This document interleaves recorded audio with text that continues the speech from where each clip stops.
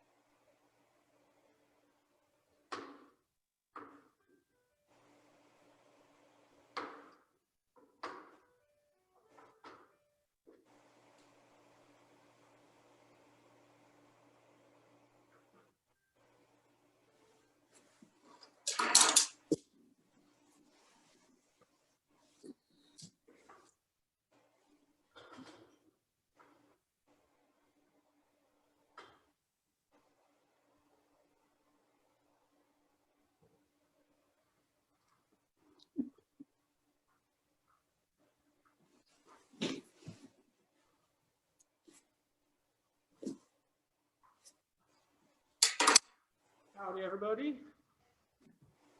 What you cooking? Well, today we're going to have a flat iron steak salad and orange glazed Brussels sprouts. Nice. So we're going to do, because it's a lot easier for me, we're going to do the Brussels sprouts first. We'll talk about them while they cook. And then we're going to get into the steak salad, because that really should not be, it's really cooking Brussels sprouts and steaks today. So, take off my mask. All right. Ooh, somebody's here.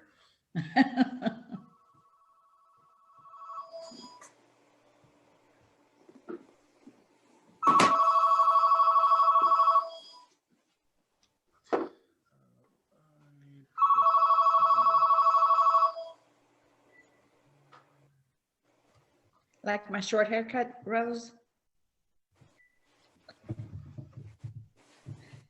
Luis cut it for me last night. I don't know if it's a bad sign that I get more robocalls than I get real calls. I get more, you know, unidentifiable calls than real calls. All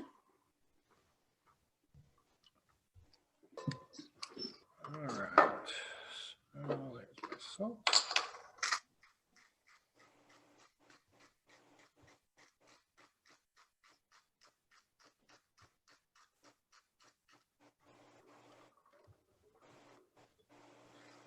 All right, so first thing you gotta do when you're cooking the Brussels sprouts is, and I'm just getting this ready before I talk about the recipe because boiling this water is gonna take a long time, I'm sure. You gotta blanch the Brussels sprouts. And so you blanch in salted water. This will be the first time I've ever blanched something, so shows my age. Is the water already boiling? No, I was expecting some people to already kind of wanting to cook along. And so I didn't want to start with the water already boiling and then some people don't have their water boiling. Yeah. So mistakes are made, but it'll be okay. We'll find something else to do in the meantime. All right. So that's nice and boiling. And you're pretty much just going to bring it to a boil and cook for about 6 minutes once it's in a boil. And in the meantime, we'll go over what we need for the Brussels sprouts. So I sent you guys a recipe. For the recipe I'm cooking today, I'm not actually going to have the butternut squash. I just cut that out. While it is a very healthy ingredient, and I highly recommend that you guys include it, I cut it out just to cut out one less cooking step. It's something you can throw in with squash. At the same time, you can throw in pumpkin or the yellow squash as well. All those nice nutrient dense but lots of water foods are going to be an excellent pairing for this dish. So we need 2 tablespoons of butter, 2 tablespoons of honey, the zest of 1 orange, and you're going to use the same orange to squeeze 3 tablespoons of orange juice. It recommends fresh juice because you really want that, not that processed, not that concentrate taste and feel that you're going to get if you just bought a container of orange juice. Okay. Then we're going to need a 1/4 tablespoon of black pepper, 2 teaspoons of apple cider vinegar. You can get the organic one or just the regular one. I know the apple cider vinegar with the mother tree or mother something, very helpful for your health. So you can always go with that. 1/8 teaspoon of cinnamon, so just a nice little pinch, and then a 1/2 teaspoon of thyme, freshly chopped. All right, and then for the Brussels sprouts, of course, all you're going to need are just Brussels sprouts, and then we can also throw in some cranberries and pecans that we're also going to use in the salad later. So it's a good way to just save yourself having to buy extra stuff. So for that, so get all that nicely put off to the side, and it's a waiting game right now. So let's go over the health benefits of Brussels sprouts.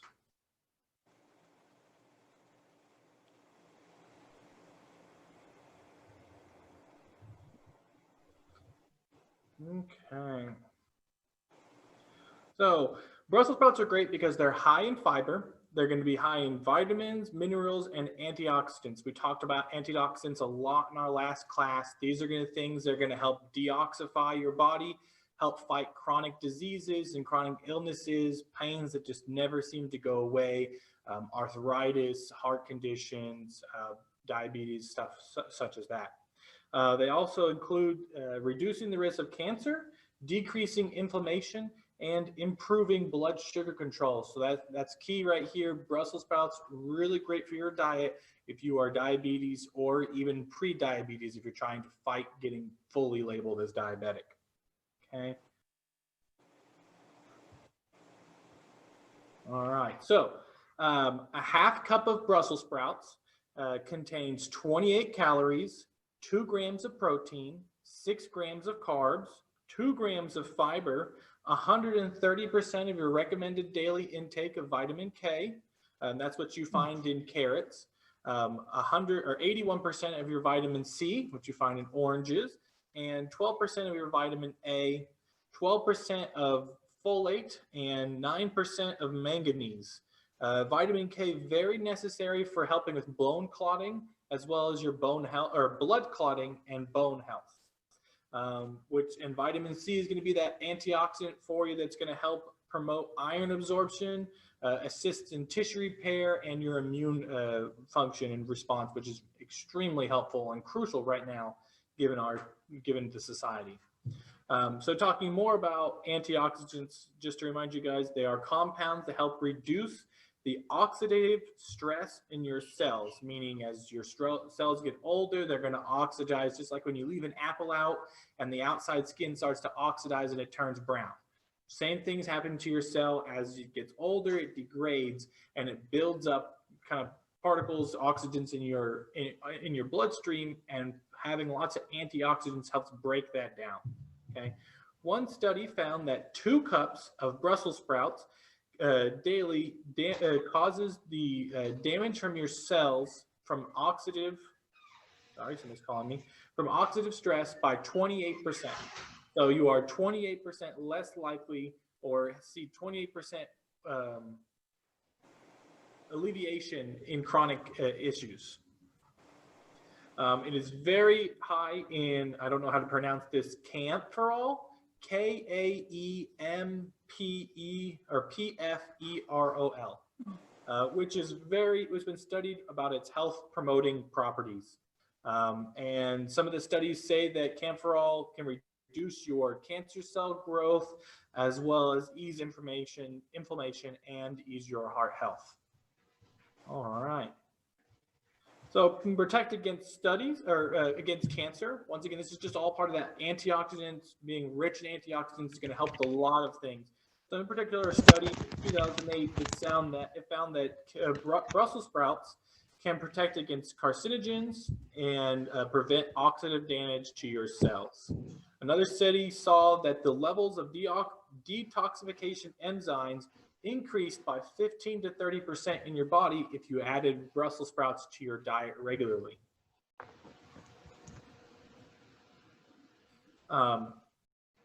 Very high in fiber.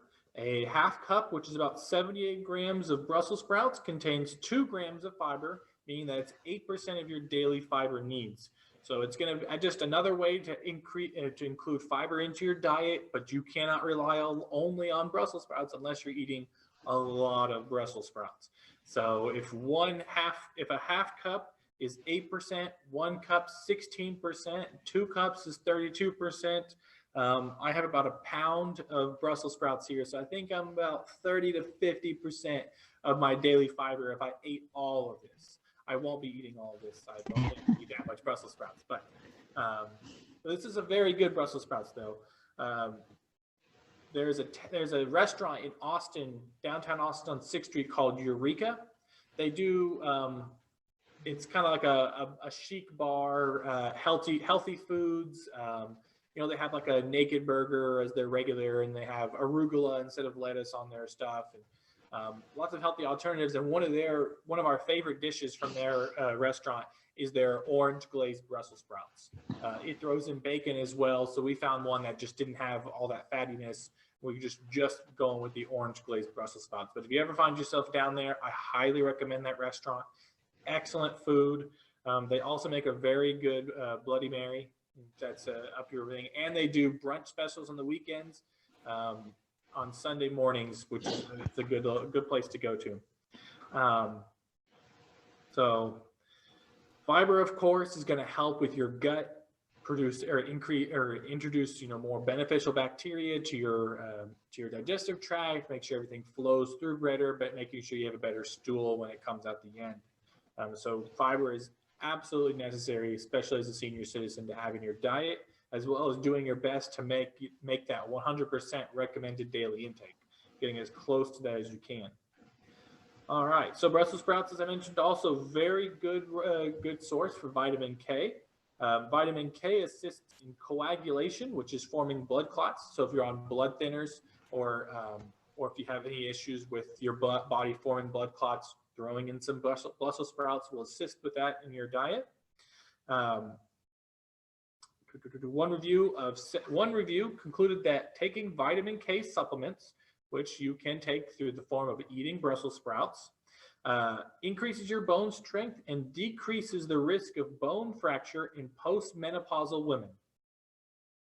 So that's more stronger bones. It can help with fighting arthritis, help with fighting osteoarthritis, and just your degradation of bones as you grow older. Adding Brussels sprouts to your diet, if you're not the kind of person who likes to take supplements, this is a great option for you. All right, maintaining healthy blood sugar levels.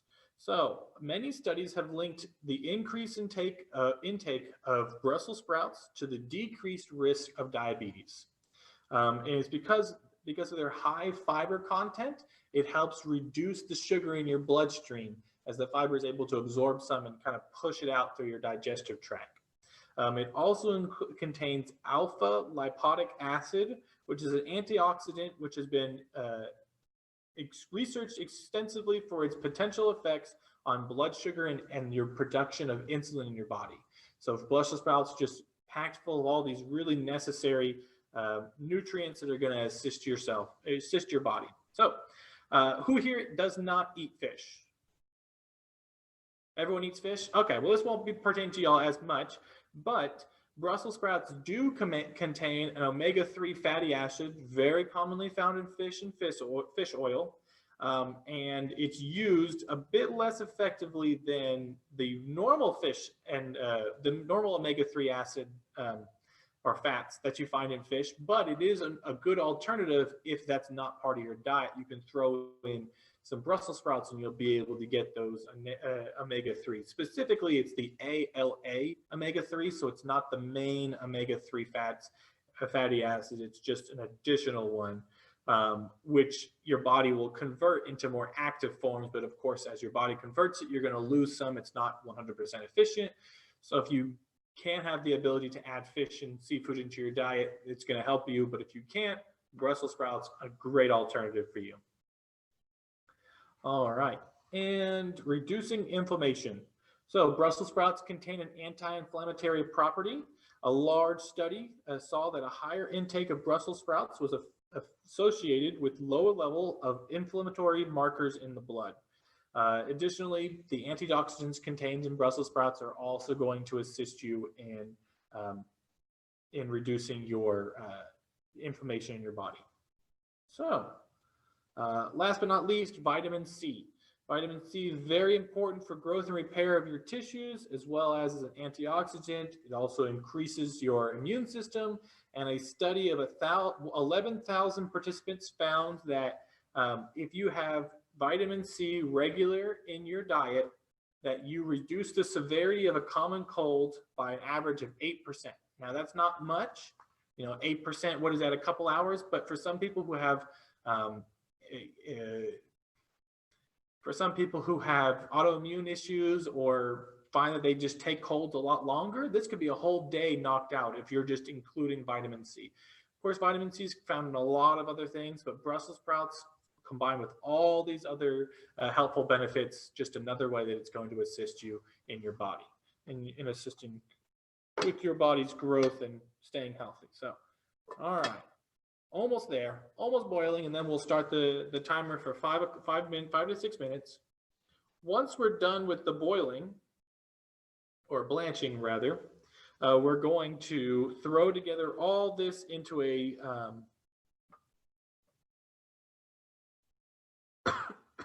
pan, and then we're going to sear just the cut side down just until it gets nice and brown, and then we're going to throw the orange glaze in and mix it all together, and then it'll be ready to serve. So the first thing that we're going to do right now is going to be making the glaze. Okay, the glaze ingredients, very easy. All we're going to do is we're just going to put them in a bowl and set it aside. Okay, so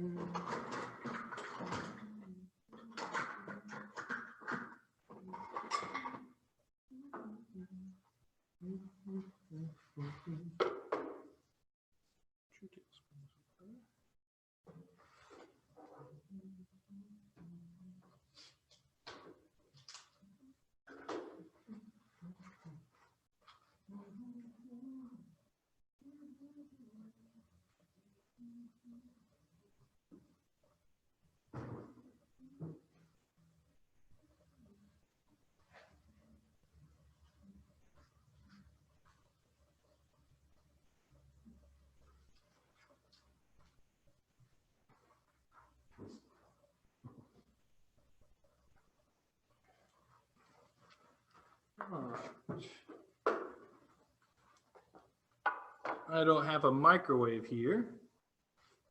So we'll make work with what we got. Just gonna melt that butter in that pan. I need 2 tablespoons of honey. Let's find this nice spoon.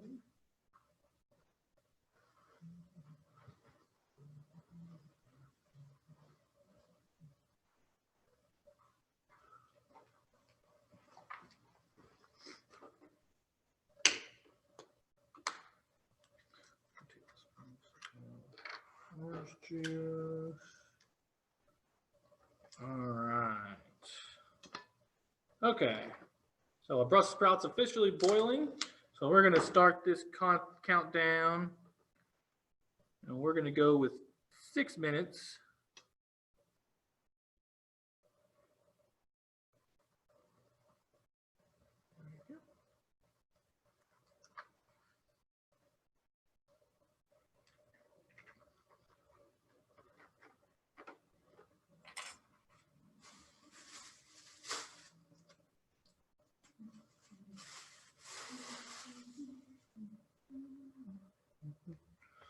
All right. Are you guys having any family over for Christmas? Not at all? Nope. No? No. We're going to my parents' house for Christmas this weekend, and then we're just staying home for the rest of the time. In fact, my wife and her mother-in-law are cooking for their business pretty much the whole week between Christmas and New Year's. So they'll be busy. Our whole house will smell like coconut.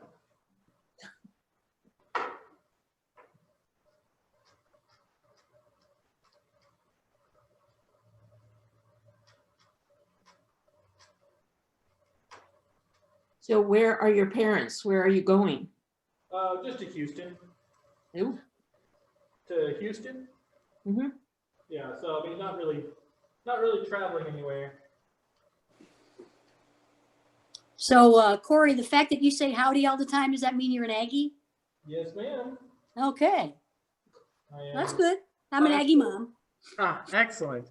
A class of 2014, although Oh, so is my son. Yeah. I did graduate in 2015 technically, but that's just because I took an extra year to get 1 credit hour, just 1 credit hour. I had a problem of sleeping in too late. I'm not a morning person at all. And on my senior year, I thought, I was 1 credit hour short. And so I thought, I just need to I did an exercise class.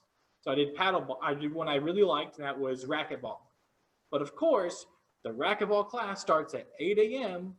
all the way across campus, where I didn't pay for how you want to call it, I didn't pay for a parking pass my senior year. I just took the bus onto campus because I wasn't there too often. And so, but where I did park was on West Campus. So if anybody's ever been to A&M, West Campus and main campus is about as long as Leander is. So I was walking from my car and had to run across. Anyways, I had 1 too many absences, and not even just tardiness, because if you're not there in the first 10 minutes, it counts as an absence, even if you show up later. And so I didn't get that credit. So I had to I worked with one of my teachers, and she let me do a special 1 credit class where I just wrote some reports while I was working for Texas Parks and Wildlife. Ah. It was really nice. I enjoyed being able to do that. I put together a virtual video tour at Atwater Prairie Chickens National Wildlife Refuge outside of Sealy. I don't know if it's still up, but I did do it, so it's there. All right, so we got butter. Good. Okay. Continuing to make this orange glaze here. 2 tablespoons of honey. The zest of an orange. I need another spoon because that does not work too well.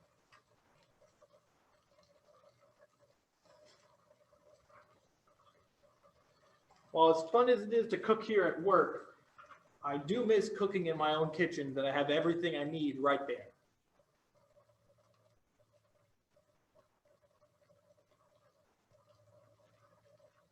All right, that's 1 tablespoon.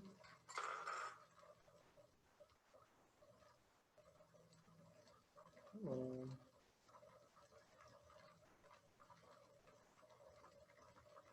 And 2 tablespoons.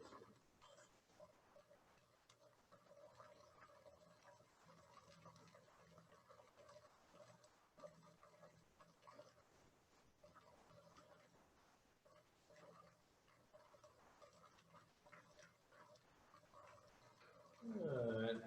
And after that, we're gonna get 3 tablespoons of orange juice. So 1, 2, 3, and just a little more because I love orange. Whew. Okay, that's good there. We had our ½ teaspoon of thyme. Mix that in. 1/4 teaspoon of black pepper. So that should just be 2 crunches, 2 teaspoons of apple cider vinegar. I'm gonna eyeball this.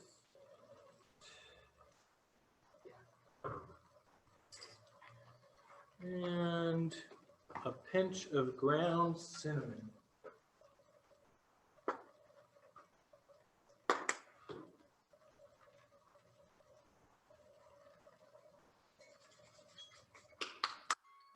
All right. So I'm going to take these out and then we're going to flip them right over here. I'm going to get this preheated a little bit. We're going to bring it up to about medium high heat. And let me go and empty out this water. Oh, before I leave. Turning off my stove before I leave.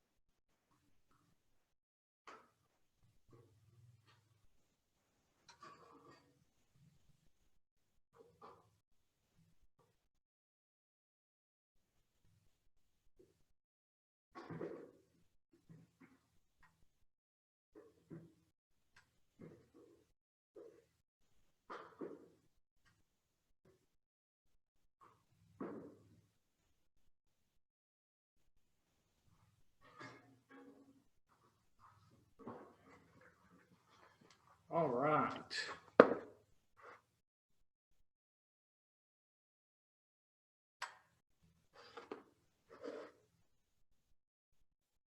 Okay. So we're going to take just 1 tablespoon of oil, get that started right over here. Let that heat up a little bit.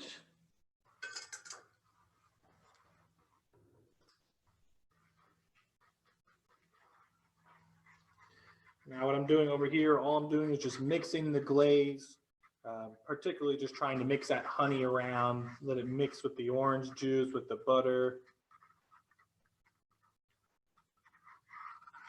If you really wanted a more savory addition to this, although this will go really well with the steak, throwing in just some bacon or turkey bacon into this, good addition.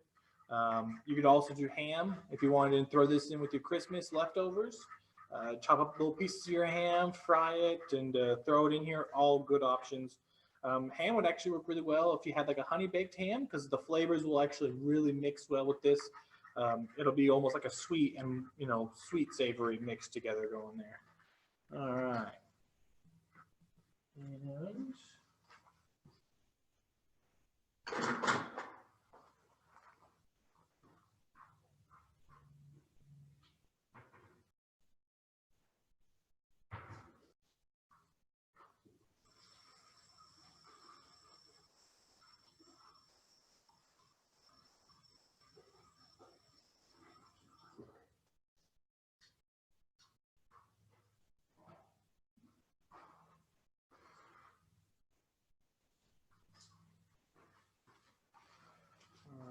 you have nice nails, of course, you can put these in onto the pan with your fingers, but I don't.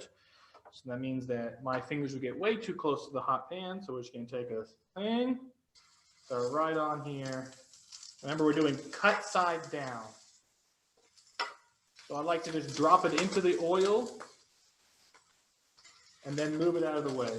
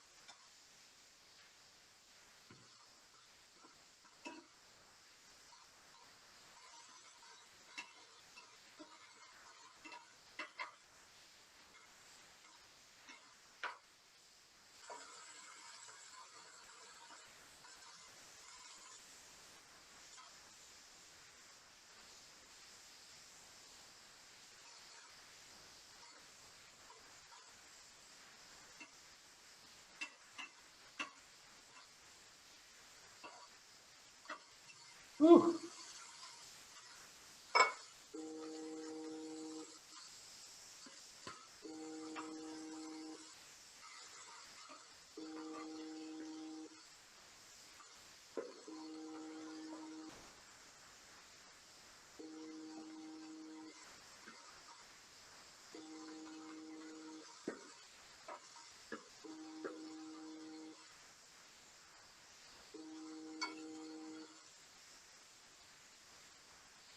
All right.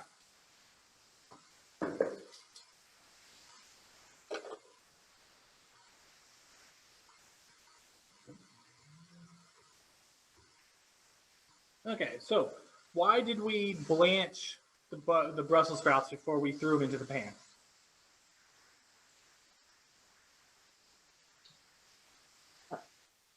I'd imagine it softens them.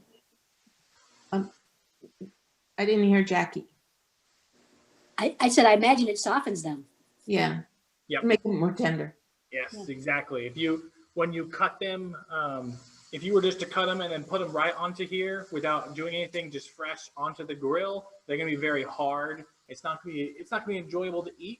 With this, when you blanch them beforehand, the insides get real nice and soft, and then you're gonna fry and brown the outside, and that way you're gonna have a crispy outside, still have that nice crunchy texture that you get with Brussels sprouts, but it's still gonna be a bit soft and easier to eat, more pleasant on your tongue.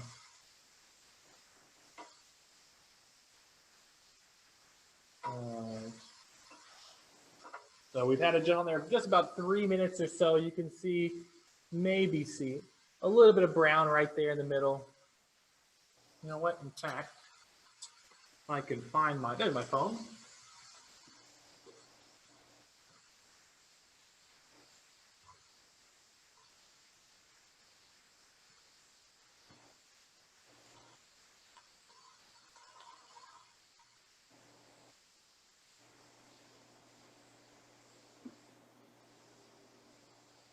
Let's see if I can join here.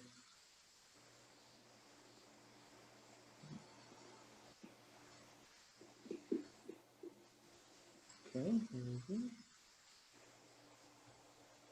I don't think it should interrupt. Aha, there we go. So let's switch my camera. There. Oop, don't drop it. You can see we got our Brussels sprouts here. And I'll flip one over. Nice and brown. You gotta be careful when you grab them, because they do. The outside leaves will just start to peel off, and then you just have Brussels leaves, and that's just not as enjoyable as Brussels sprouts. So, now this recipe asked for 1 tablespoon Given how much Brussels sprouts we put here, next time I'll probably add a bit more, maybe 2. So just gauge it depending on how many you have, especially if you're cooking with more than what the recipe tells you to cook with. So,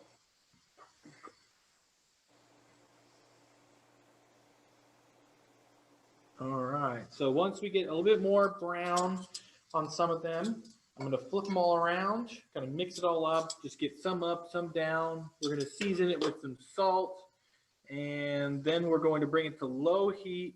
We're going to throw in the glaze and some pecans and cranberries right when it's done, and then we're going to, and that'll be it. And you just take it off to the side, let it cool, or serve it real nice and fresh hot. Okay. So I'm going to put this just over here for now.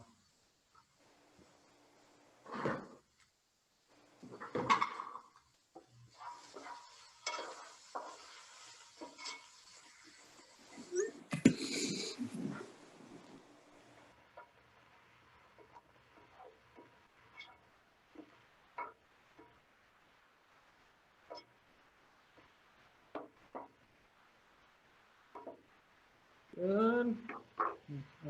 Around. Just a little bit of salt.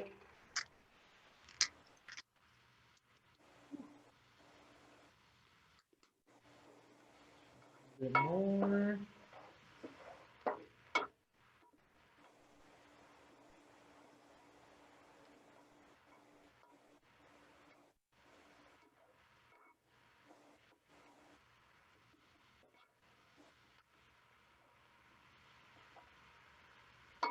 Good. All right. I got a couple down, a couple facing up. Oops, turn it back on myself. That way you can see you're going to get a little bit of variety of sides. They're going to be some brown. And then we're just going to sit here for just a little longer, but I'm already going to start to turn down the heat all the way to just, I put it here about warm. So let the heat from the pan itself, because this is just a skillet, it's going to slowly cool back down. And as it's cooling down, that's when we're going to add that orange glaze, throw in some pecans and some cranberries, and it will be done.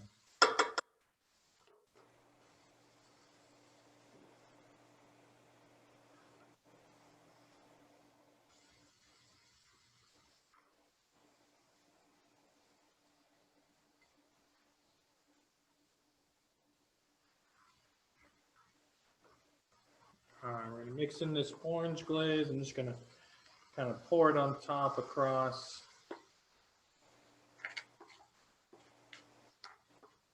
Did you add the orange? I did add the tablespoons of orange to it. Oh, good. Okay. I did not add orange zest. Ah. If I was at home, I would have. I didn't have a grater to grate the zest. I just see the orange sitting over there. That's why I was wondering. Oh yeah, no. All you add to it is you just squeezed out some of the juice. Ah.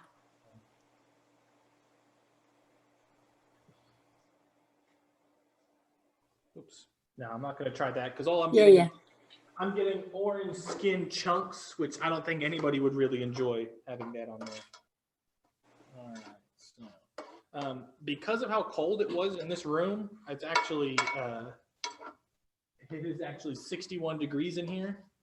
I didn't show you guys, but the orange zest, the orange glaze with the honey and the butter had actually started to solidify again. The butter was starting to go back to its thing. So just if you are in a cold area, I recommend waiting to mix the glaze. Very simple. Just wait until you're ready to put it in, mix it all together, and then you're good to go. All right. Woo-wee. I wish you guys were here to smell this. I really wish I could throw smells across Zoom.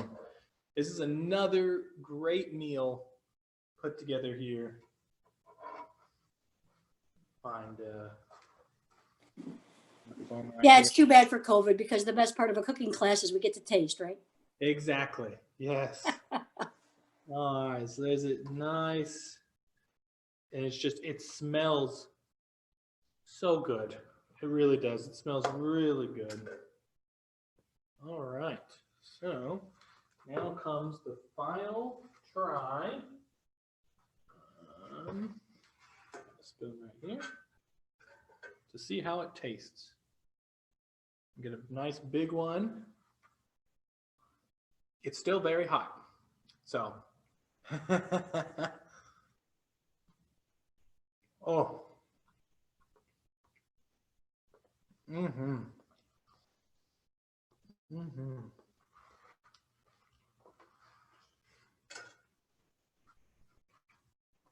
Very good taste. The orange, the honey is not overpowering. The most of what I taste in this is still that Brussels sprout. For me personally, I'm gonna put in a little bit more salt. I don't think I salted it enough whenever I salted it the second time, but very good. This would go really well if you added some bacon in there. Some good, you can even add turkey bacon. Excellent choice for this. Just something to kind of put back in there. Now, of course, this is typically going to be your side dish. This is not going to be your meal. You're not just eating a bowl of Brussels sprouts. So this really would pair well with a steak, salmon, just kind of like not a sweet salmon, but more of a savory salmon, pork chops, anything that really is going to provide good protein, and then with not too much combating flavor. You don't really want to put this with like a teriyaki chicken because it's just going to be too much sweetness in that. But excellent choice for what we're going to cook next, which is going to be our flank steak salad. So I'm going to keep this off to the side where I will continue to eat on it from the rest of the meal. So that's the best part about this is I just can sit here and keep eating. And what else we have? Oh, we're on the left. Okay, so now let's switch over to our steak salad. So there's only three parts, but for me, only two parts because I took the easy route. And I went to H-E-B and I just grabbed a little container. This one specifically, I chose baby spinach and spring mix. Spring mix is really good and healthy, and baby spinach is has a lot of other good vitamins that we'll talk about in just a moment.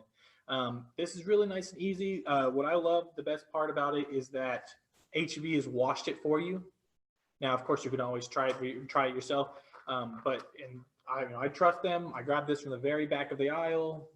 We're going to run it over some water first, but other than that, you don't have to put it through a lettuce rinser and then have to go through all that extra effort. It's just really nice and easy to throw a salad into any meal. We're going to show you how to make the balsamic vinaigrette glaze that's going to go over the salad and the steak. And then of course you just have the steak itself. Now we chose flank steak. They're fairly affordable. It's not the prices of like a New York strip or a ribeye, and it doesn't have a lot of fat, which is going to be really well with this with the salad, because you're not going to have this oily steak that's just going to kind of like throw its dressing over everything. Once we're done, once we cooked it and cut it and made sure it's all good to go, it's just going to be like just grilled chicken on a salad, but instead being a steak. It will be fun later to watch me cut against the grain, as that will be something I've not been too successful about. We may even watch a video together showing you how to cut against the grain.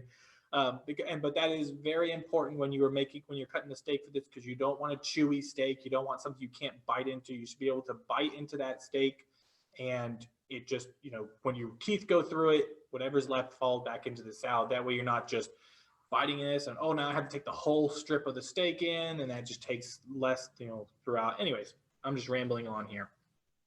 So the first thing that we're going to do is we are going to whisk together our vinegar, mustard, mayonnaise, salt, and pepper.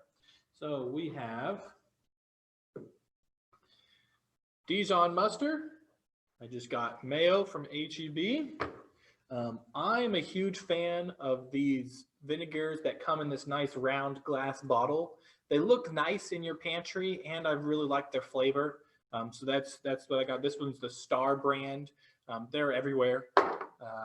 And then it's just salt and pepper. And that's what's going to be for your balsamic vinaigrette. Now, you don't even have to add the mayonnaise. That's actually optional. Some people don't have that, but we're going to add it today just to kind of see how it's going to get. It's probably going to be a bit more creamier when it comes to the balsamic and more filling for the rest of the salad.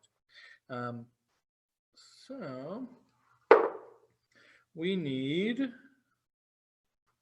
teaspoon.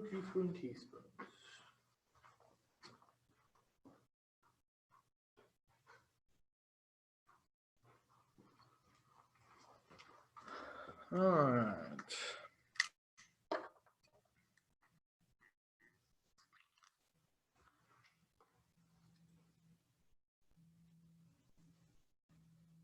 Okay. Just a little bit of that.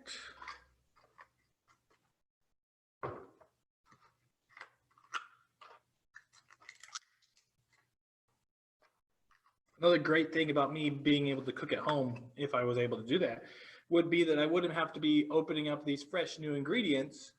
Okay.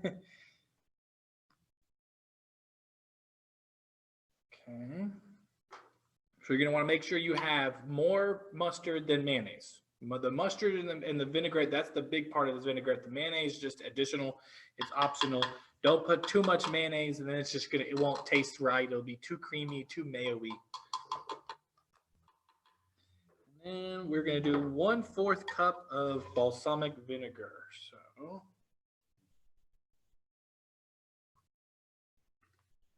open this up. And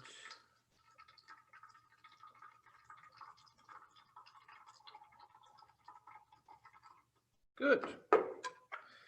And then it says going to add a little bit of black pepper, a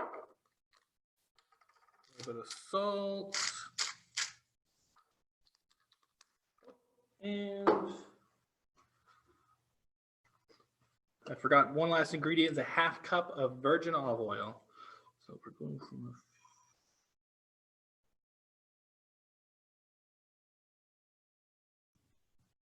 there we go. Awesome. Then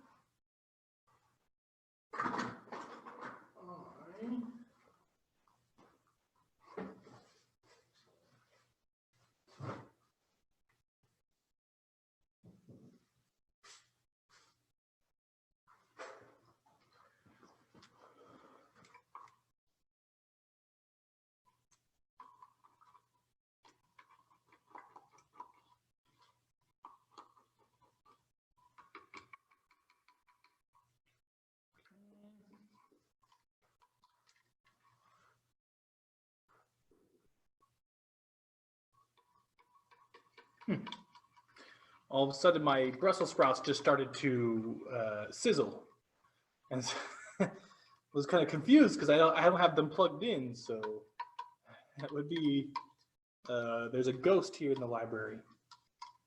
All right, so ideally you're going to want to mix this together with a whisk and not a fork. That's really going to help you mix together the mayonnaise, the mustard. But when you first added all the ingredients, the balsamic and the olive oil didn't mix, and they're very dark and black. And as you mix more and more, and I'll show you on my phone here, you can see now it's kind of a brownish liquid. And you see those little chunks there? That's of mayonnaise and mustard. That's we need to make sure we get rid of all of that completely. Okay, so all you gotta do is just keep whisking it and whisking it, and preferably have a whisker and not a fork, because that just keep mixing it all up. Good to go. All right, but we're gonna let this sit to the side because it's not as important as the rest of the class. All right, so this is what I got. I got our flat iron steak commonly this is a flank steak and flat iron steak are used for like fajitas, carne asada, stuff like that.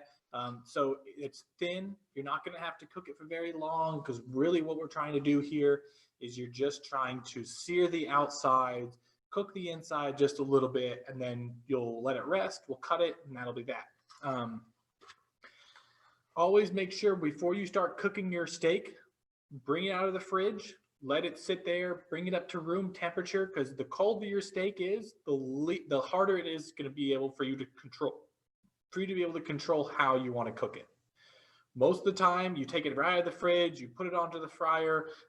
Then once that's done, you either have to really cook it long to make sure the inside is medium, if that's what you're aiming for, or you end up having just the outside be nice and brown and charred, and the inside being really red because it was just colder and it wasn't really able to bring up to the nice cooking temperature. So this has been sitting out since the beginning of our class and actually a bit before that as well. So it's nice. It's probably about 61 degrees in here. So a warm refrigerator going on here in the library. And so what we're going to do, let me clean up my area a little bit.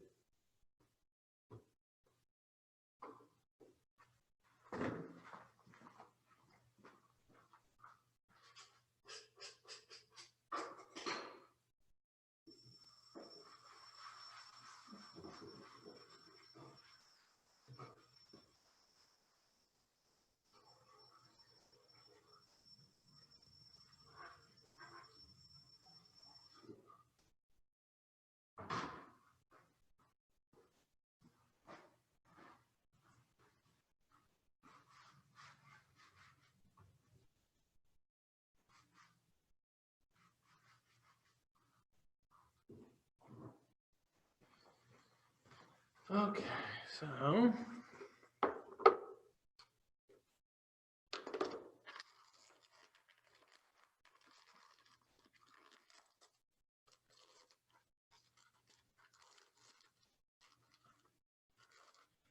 grab this.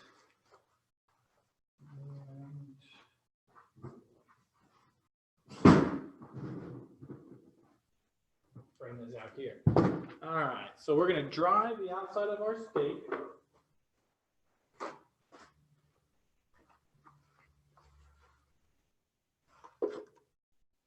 And just pat it dry. Try to get some of the sweat that's come off of the steak. You don't want it to be whatever was in the processing plant. Flip it over. And we're actually going to take an opportunity now to put this down, and we'll flip it over, and we'll pat dry the opposite side of the steak. Yeah. Now, this does recommend that you use a cast iron pan whenever you are cooking. I didn't have one, so we're just going to go with, we're using an enamel covered pan. Cast iron just really helps with proper heat distribution. It's not necessary. It does get you a nice crisper outside. But of course, you can always throw this on your grill outside, or you can just cook it on your regular pan in your kitchen. So. And here.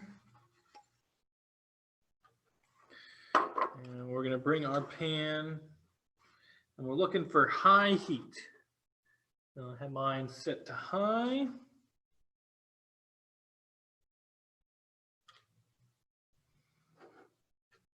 Okay, so you want to season your steak. We're going to season it very simple, salt and pepper. That's all. So get some salt here. Get some pepper as well. I like to just press that into the meat. That way, when I flip this over, it's not just going to just get stuck right there. We're going to bring this over to our cutting board and pepper and salt. Press that in, perfectly seasoned. Okay. So once the steak gets hot, or the pan gets hot, then we're gonna put the steak on there and we're just gonna press that steak down. I'm sorry, got ahead of myself. Once the pan gets hot, we're gonna add some oil. Once that gets hot, then we're just gonna press the steak down. It's not gonna cook very long, maybe 10, 12 minutes total, flipping it once in the middle.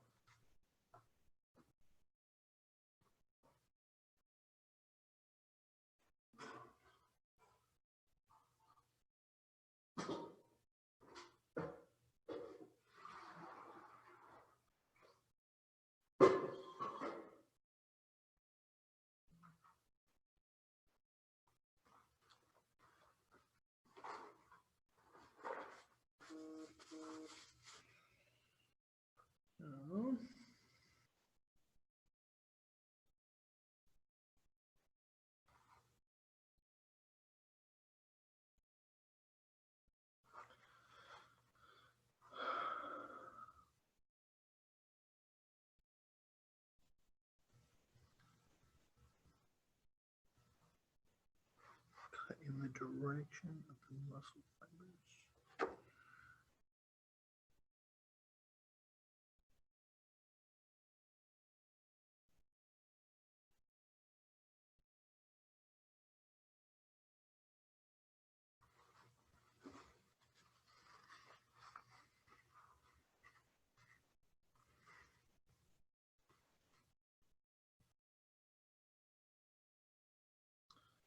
Whew, I'm nervous because I do not think I'm going to cut this steak right. I'm very certain I'm going to cut with the grain, and it's going to be a very chewy steak, and nobody's going to want to eat it. But it's a good thing that you guys aren't here to try it. That way nobody knows the mistakes I made. I can just sit here and say, oh, it tastes so good. Oh, which reminds me.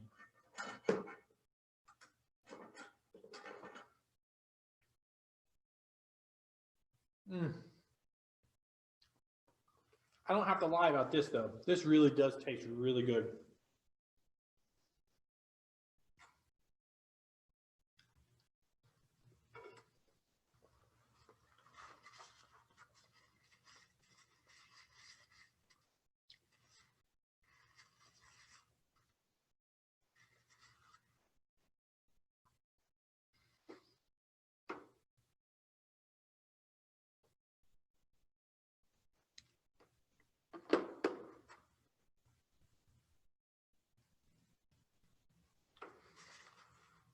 All right, so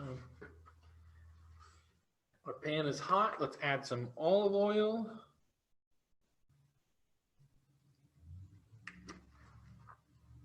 And in preparation, I'm going to move my ingredients out of the way because they're probably going to get nice and splattered upon.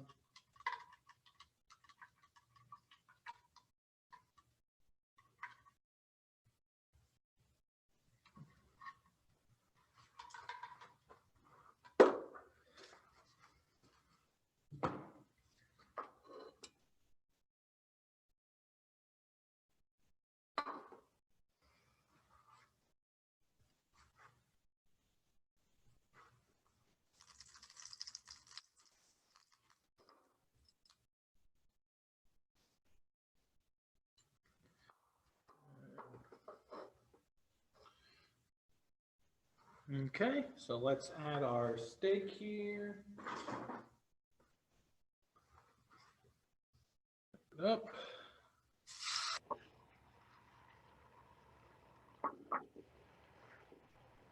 And we're going to press the steak down, okay? And make sure it gets good pressure against the side of against the steak.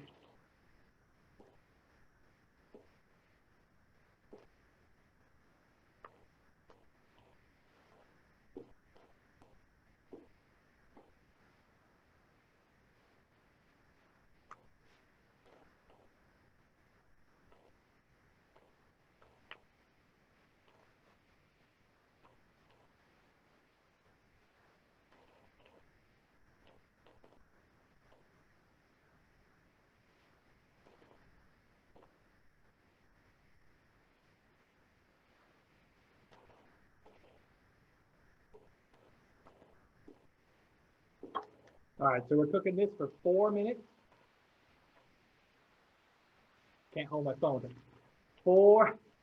I guess 4 if you count my thumb as well. 4 minutes on this first side. We are roughly 1 minute in.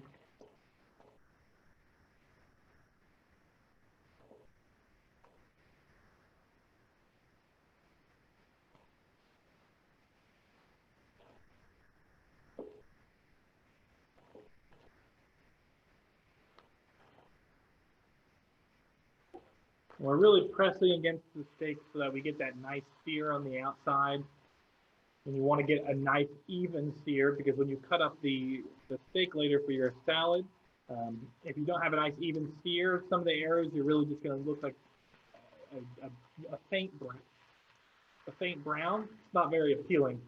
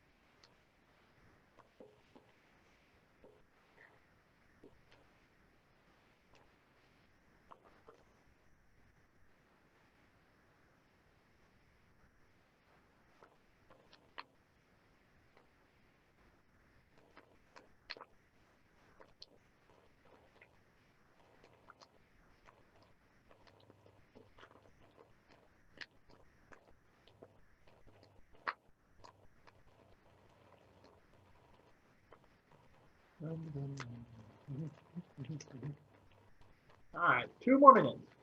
Halfway there.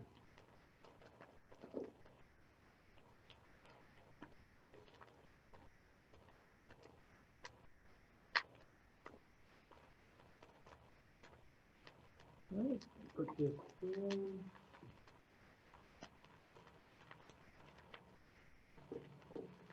Let it break for a second.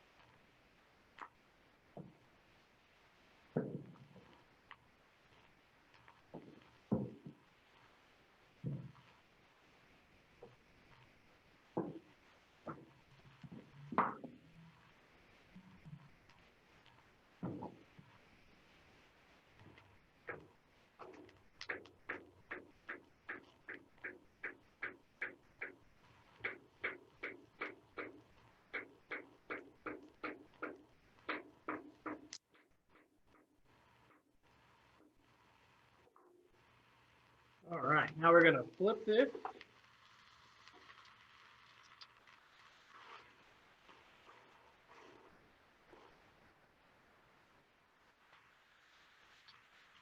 And just like before, press it down. Make sure you're getting them.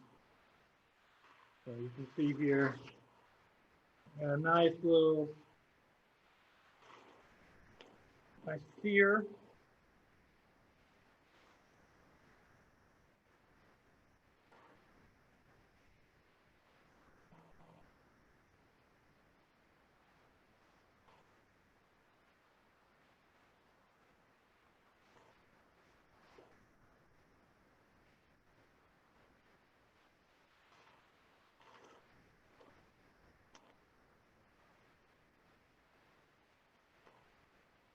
Trying to find out where the smoke detectors are.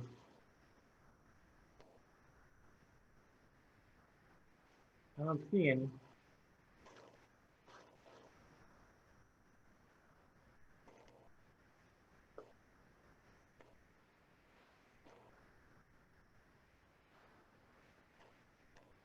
All right, so we'll be doing drive-by boxes. If you just come by the library, come on by. I'll be happy to give you some of this. Really? For real? Because I'm getting in my car now. If you were here, I'd give it to you. I just want to taste the Brussels sprouts. Yeah. We make them regularly, but that orange glaze sounds very, very tempting. Yeah. Well, if you're not too far away, I can have a little bowl ready for you.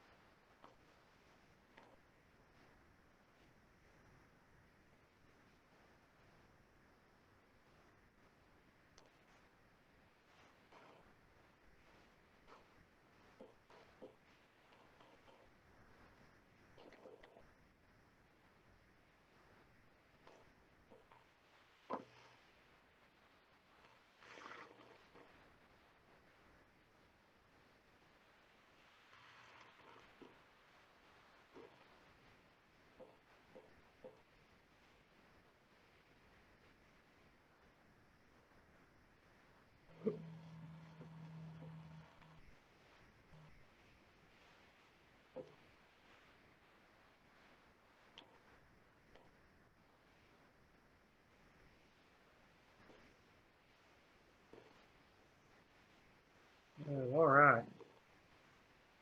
And that's going to cook for another 2 minutes.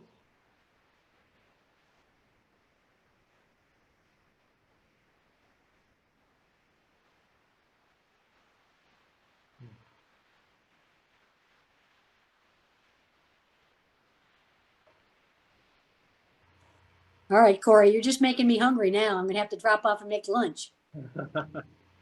It's good. I highly recommend that you guys make this sometime soon. Especially since you've already eaten my share. Yeah. None left for me. Well, I'm counting my calories now.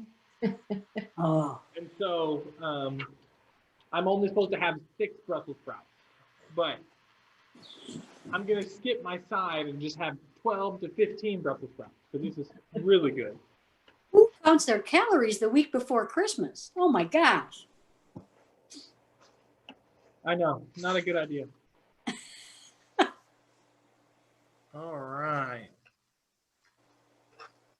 So let that sit, because you're always supposed to let your steaks rest. So we're gonna let it rest at 10 minutes.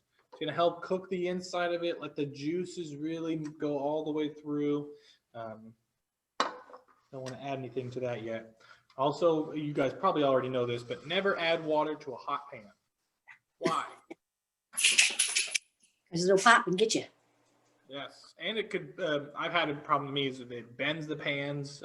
If you're a really cheap pan, it might even crack the pan. But that just could be because I was a college student, and so the pans I bought weren't, good. But the great thing about, because this is enamel covered, so it's not just your typical non-stick, it's going to be a, well, it's going to be an enamel covering. So,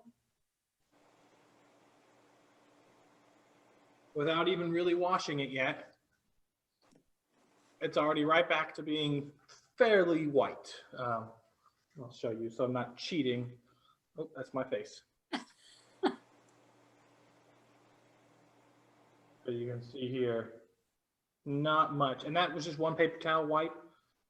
So if you don't have the time to clean your stuff immediately after you're done cooking, enamel cookware is great because you can just wipe it down and then set it to the side, and it'll make it really easy to clean it up later.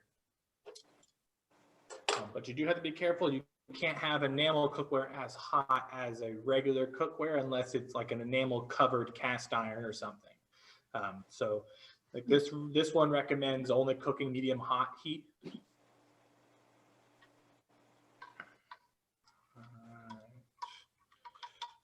Mixing up this glaze once again, and I'm going to unplug my hot pan. Wow, that is hot. It's a hot plate. That is hot. Corey, I'm sorry, I'm gonna have to cut. I'm going to another appointment, but thanks for the cooking lesson today. Of course. Well, thank you so much for showing up, Jackie, and I hope that you have a great day. Thanks, you too. Bye-bye. Bye. Okay.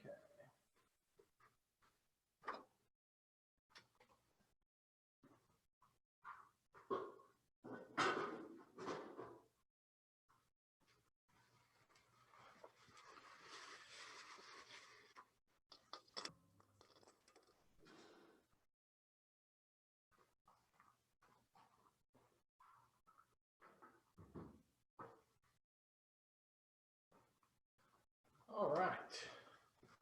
Let me empty out the little bits of Brussels sprouts I have in my salad bowl, and then I'll be right back to cut the steak and get everything ready to go.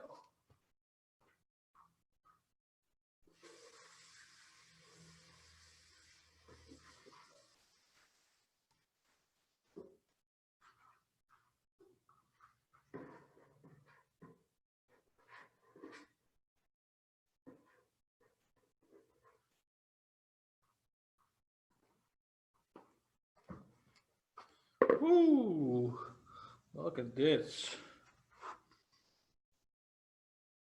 Very nice. I'm making a little bit of a mess, but it's okay.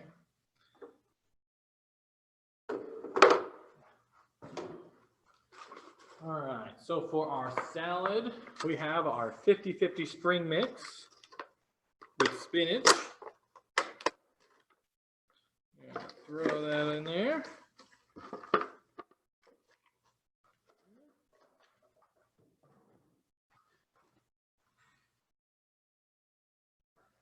I chopped up a cucumber. We're going to throw in some pieces of cucumber in here.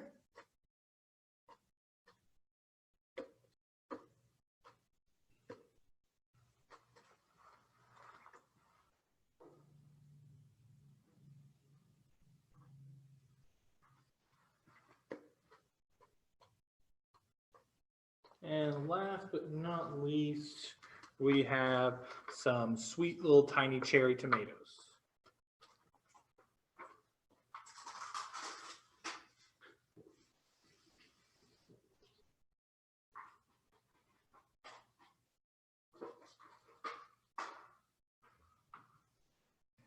The recipe recommends that you cut them in half, but that is a lot of hassle.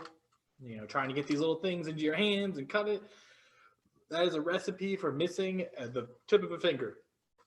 So I recommend that you just put it in your salad and you let whoever you're serving be an adult and take one bite and put the rest of it back, because that is always something. You don't have to eat everything that goes into your mouth. You can always take a bite. So we're going to put half that package in there.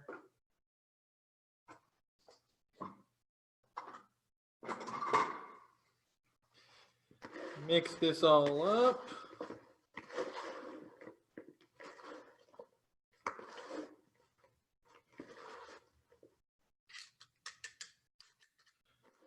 Good.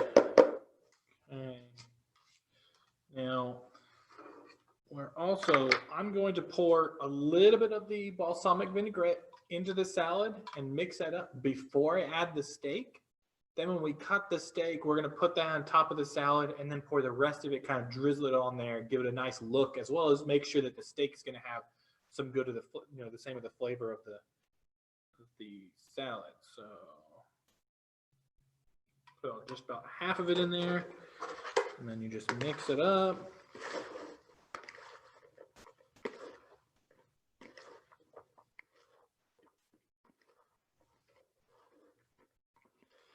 This also helps so that before you add the steak and everything, you can really gauge how much you should be putting in.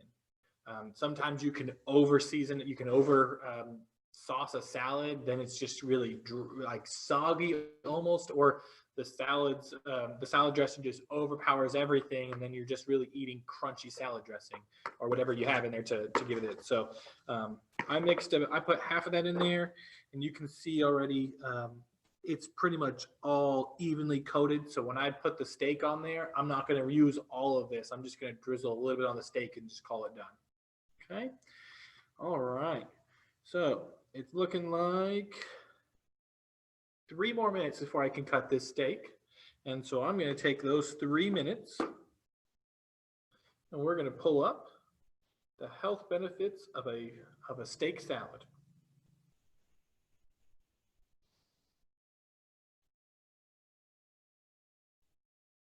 It'll probably just come with the health benefits of steak.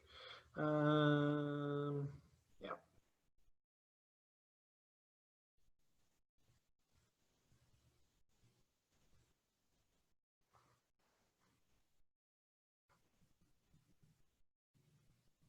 All right.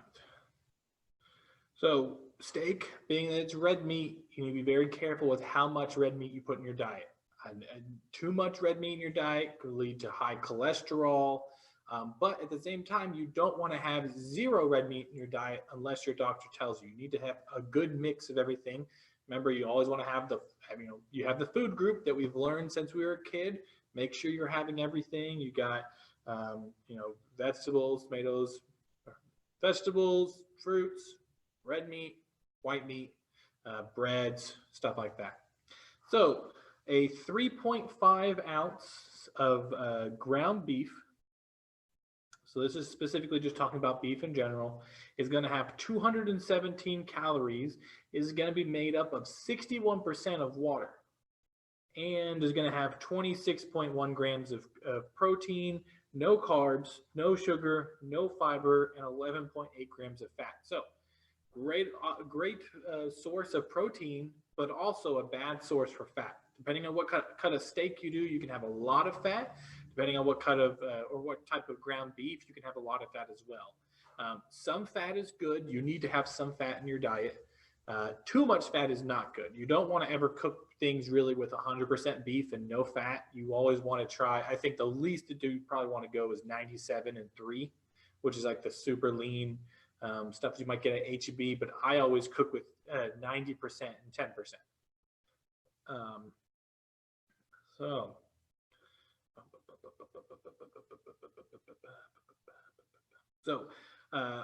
One of the good things about fats in steak, specifically found in beef, lamb, and dairy products, is going to be a compound called CLA, which is a conjugated linoleic acid.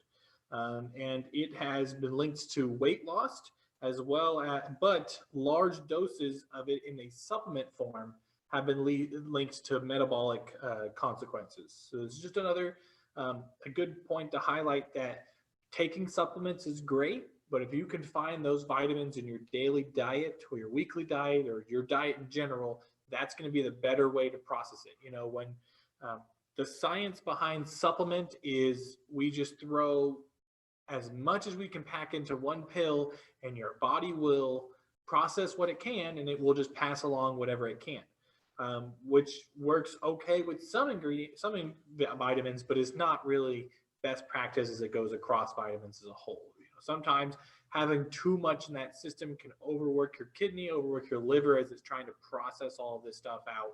And so it's always best leave it to the way it was meant to be done, which is finding these vitamins in food, natural food. Beef does contain vitamin B12, zinc, selenium, iron, niacin, vitamin B6, and phosphorus. All very helpful vitamins. You want to make sure that if you have at least even just a low amount of niacin, that will improve your heart health and reduce your risk of heart disease. You can have zinc is really good for your body growth, as well as just the maintenance of keeping everything running smoothly. And of course, iron, very helpful for your body, making sure your blood is strong, your bones and everything going forward like that. There are, of course, a lot of other foods, vitamins that are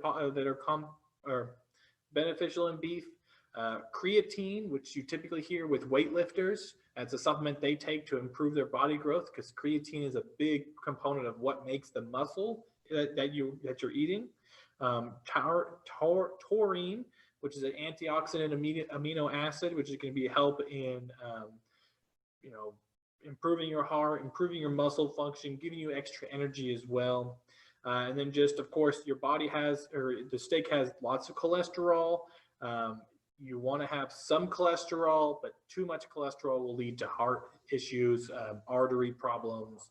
Your blood will become clogged, and then you'll have to eat Cheerios the rest of your life trying to keep it down. Cheerios and the Quaker Oats. So, all right, well, our steak is ready to be cut.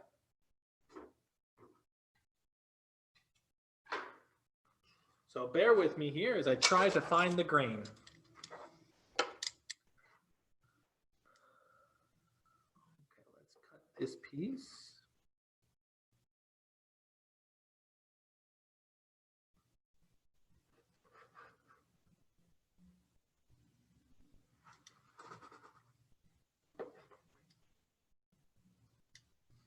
Okay.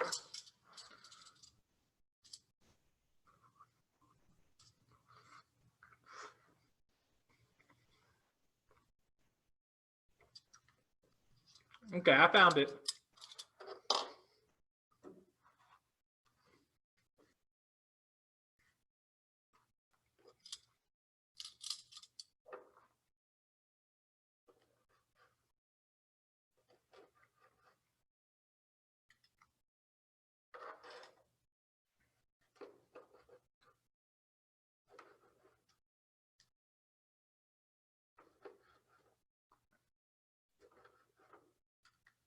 When you're cutting this steak for the salad, you want to make sure you're cutting thin slices, because you don't want big hearty chunks of the meat in your salad. You want thinner slices, more sporadically cut out.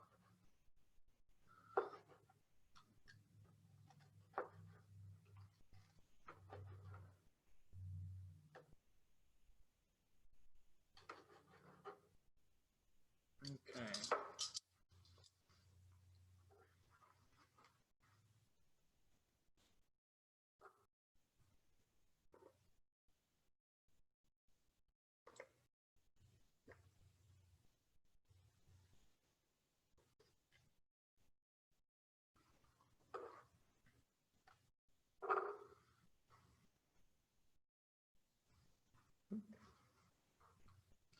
Now, presentation matters. No matter where you are, treat your kitchen like you are a 5-star chef. You'll be much happier with yourself. So this is what our steak looks like. We ended up getting a nice medium, maybe medium well, a good pink all the way through. Some of the edges have a bit more red, but of course, excellent. You can see it here, right in the steak. The outside is nice and brown, the inside nice and pink. We got good seasoning all around, and now we are going to drizzle this right across the top, just like that. All right, then of course you can mix it.